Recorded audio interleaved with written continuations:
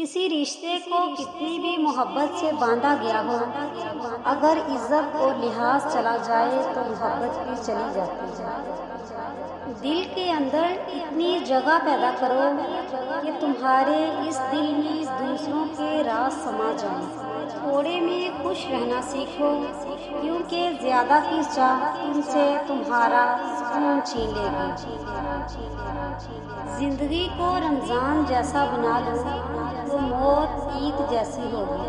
کبھی نا امید مت ہونا، اللہ اپنے بندوں کو مصیبتوں سے آزماتا ہے، لیکن ہر مشکل کے ساتھ اس کا حل بھی ہے۔ انسان کا دل توڑنے والا شخص اللہ کی تلاش نہیں کر سکتا۔ مرد اگر دیندار ہو جائے تو دین گھر کی دہلیز تک پہنچ جاتا ہے، اور اگر گھر کی عورت دیندار ہو جائے تو دین نسلوں تک پہنچ جاتا ہے۔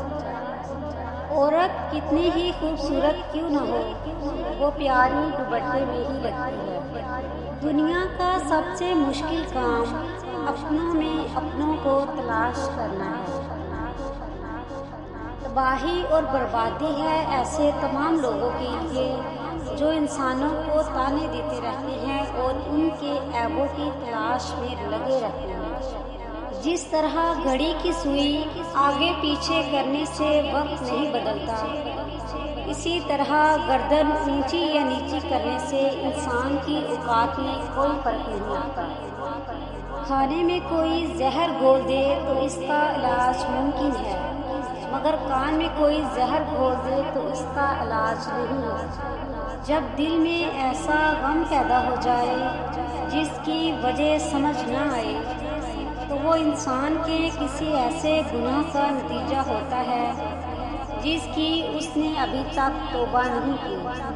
بعض لوگ کہتے ہیں کہ میں غلط بات بالکل برداشت نہیں کرتا۔ در حقیقت غلط بات ہی تو برداشت کرنے والی ہوتی ہے، اچھی بات کو تو برداشت کرنے کی ضرورت ہی نہیں ہوتی۔